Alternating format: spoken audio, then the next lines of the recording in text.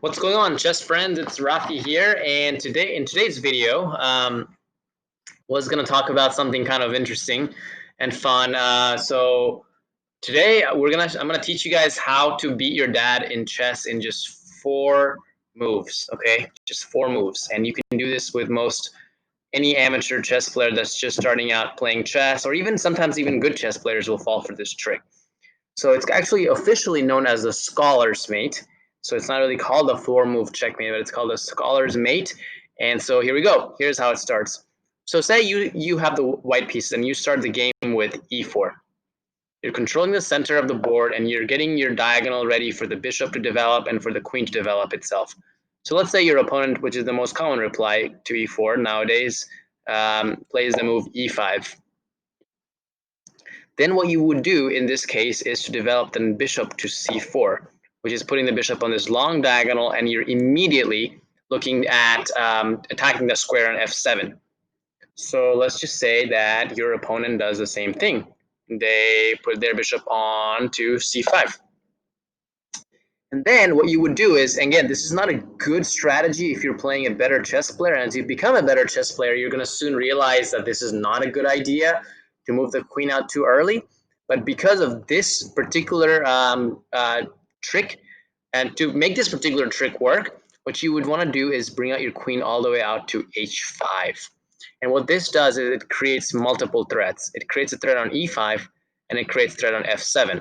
Now, typically, a lot of people may notice one of the two threats. They will either see this one or they will see this one. Now, of course, the most devastating threat, obviously, is queen takes f7, which would be basically checkmate. So if black made a nothing move, like say he played a6, you would actually be able to play queen takes f7, which is checkmate. And as you can see, that was just 4 moves. However, even if you don't get this checkmate in, maybe they notice this.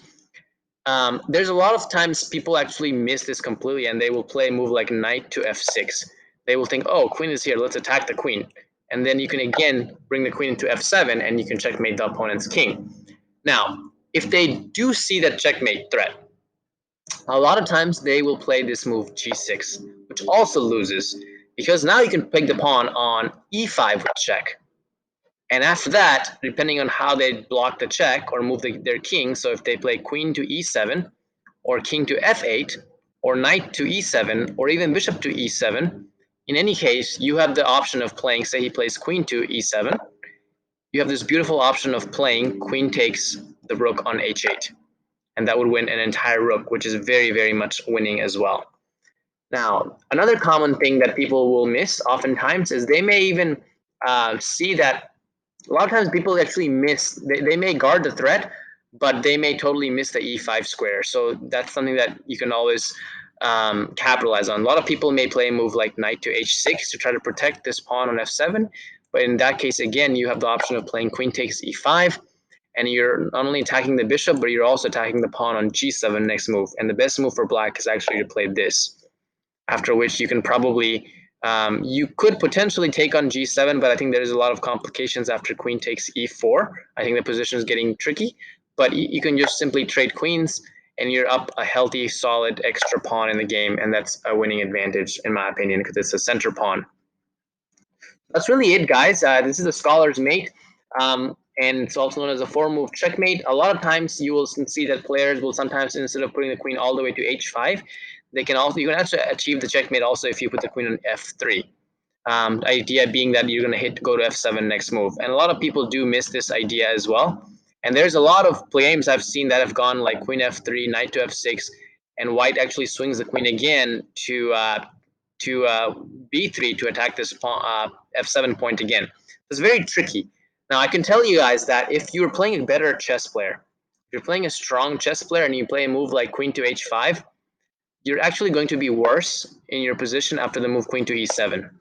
Because now what's going on is you're moving your queen too early, and your queen is, and after this move, it guards basically everything. It protects f7, protects e7. There's nothing really you can do. So you will have to resort to playing a move like maybe knight f3 or knight c3. And after the move knight to f6, what you're going to have to end up doing, unfortunately, is to move the queen back to e2.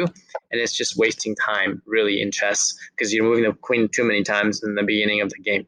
So overall, it's not the best move to play, But at the lower levels of chess, when you're just starting out and you're playing someone that's a casual chess player, it works a lot of times. You'll win many games like this, especially you will beat your dad at chess with this. So try it out, guys. Let me know how it works.